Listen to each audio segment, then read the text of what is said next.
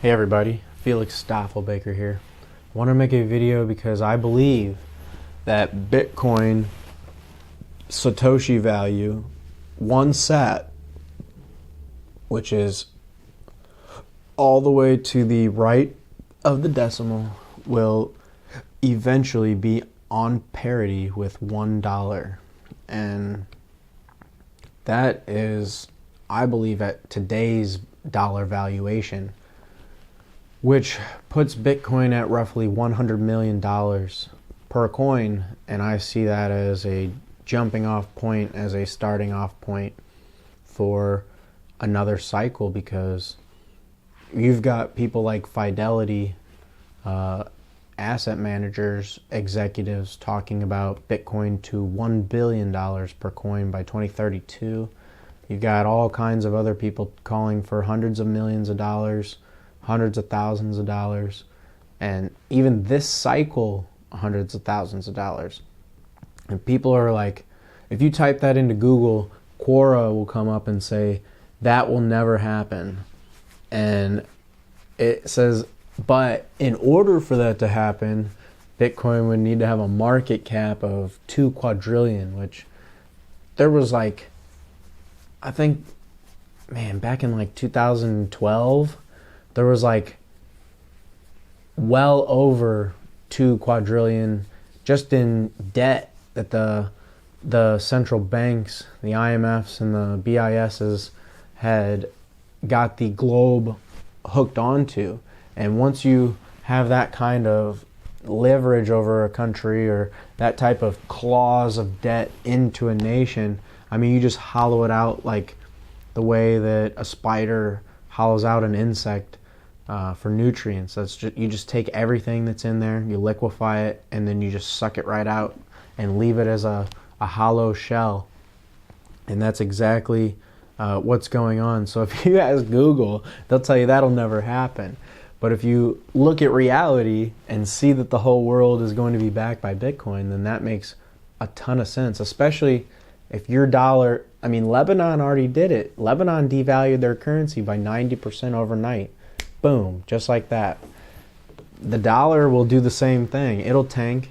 If you had 90% less of your dollars, that would make a Satoshi worth 90% more in dollar value. So right there, you could have a parity of 1-to-1, even if the price doesn't reach 100 million, which I believe at some point it definitely will.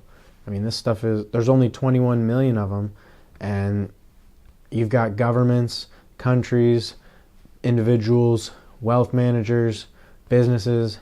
I mean, from the top down, people don't understand how much people are still available that have any sort of capital to deploy and can deploy it towards Bitcoin. When you start to understand that, I mean, 1-to-1 parity seems actually outrageous. It's going to be way higher than that. Dollars are going away. They're not going to be worth anything. I mean, if you go to a Federal Reserve bank as a tour, I mean, they'll give you a bag of shredded dollars as you leave. Like as a souvenir, they'll give you like a full bag of like $150 that they shredded up. So they're taking their own money and they're destroying it. Meanwhile, they're printing trillions and giving it to other countries. We're sending hundreds of billions to Ukraine. We're funding an entire war based without Congress approval. I mean, when you see that type of stuff happen, that's end of empire type stuff. And we're at the end of the empire. If you're an American, there's no more dollar hegemony. All the BRICS nations are now accepting oil outside of the dollar, which, I mean, if you're the Fed, you should be shaking in your boots, not looking to skyrocket interest rates like they said they're going to do, which is just going to make this all happen much faster. People don't realize what's actually happening in the globe. This is so crazy. You got to be able to have some Bitcoin because it's better than dollars. It'll be worth more than dollars. One sat will be way more than $1. I mean, if everything was split up into all the people in the world, all 8 billion, each person would only get like 200,000 sats. That's like $100 today. That's like, I mean, people are ridiculously underestimating where this could go, why this could go, when this could go, and that it's definitely going to go. So I just want to put that out there. 1 sat equals $1. Parity, baby. Staffelbaker out.